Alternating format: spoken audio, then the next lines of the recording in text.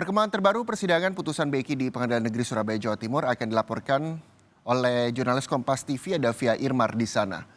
Via, saat ini hakim masih membacakan pertimbangan putusan. Apa saja pertimbangan yang dibacakan hakim yang Anda cermati hingga sore hari ini?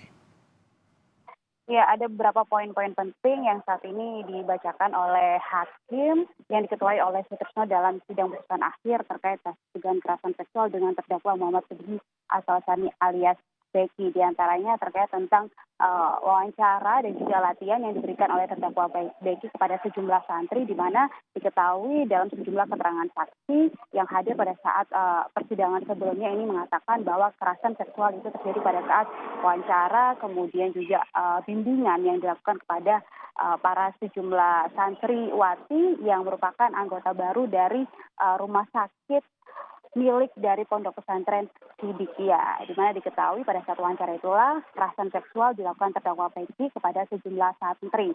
Bahkan juga beberapa saksi lainnya juga mengatakan bahwa ada satu ruangan khusus di sebuah gubuk yang dinamakan adalah gubuk Cokro, di mana ruangan khusus tersebut ini digunakan atau difungsikan sebagai ruangan untuk melakukan ajaran-ajaran yang menurut para saksi yang hadir itu adalah ajaran-ajaran yang menyimpang. Kemudian juga disitulah terdakwa Beki ini mengajarkan juga terkait tentang ilmu-ilmu metafakta dan juga lain sebagainya.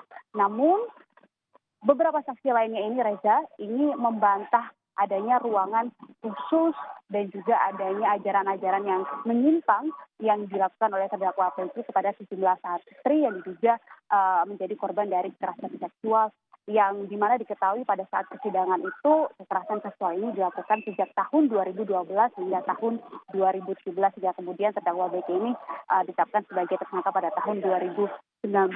Kemudian juga beberapa saksi lainnya juga membantah bahwa tidak ada ruangan khusus di dalam gubuk tersebut.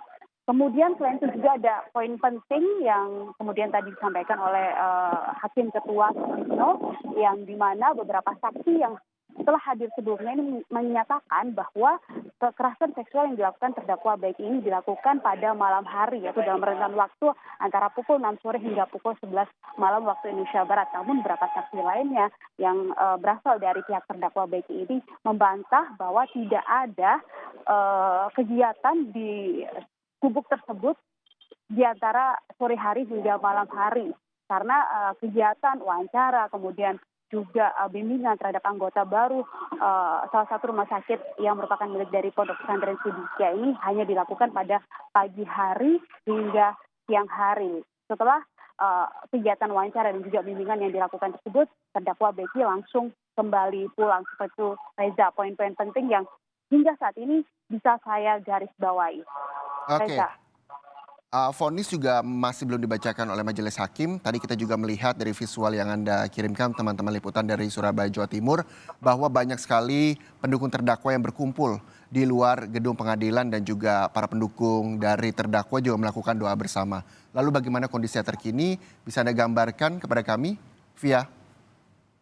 Ya, Reza dan juga saudara, saat ini saya berada di luar ruang sidang Cakra yang menjadi ruang persidangan untuk kasus terdakwa Beki ini. Dan di luar ruang sidang ini masih banyak sekali kerabat, keluarga, dan juga simpatisan dari terdakwa Beki ini menunggu hingga hasil putusan akhir dibacakan oleh ketua hakim yang saat ini masih terus berlangsung. Kemudian juga terkait tentang pengamanan dari tadi pagi sejak pukul 7 pagi hingga sore hari ini, pengamanan dilakukan secara ketat oleh polisi. Ada sekitar 200 polisi yang disiagakan, baik itu di luar gedung Pengadilan Negeri Surabaya maupun juga di dalam gedung Pengadilan Negeri Surabaya untuk menjaga agar jalannya sidang ini tetap aman dan juga nyaman.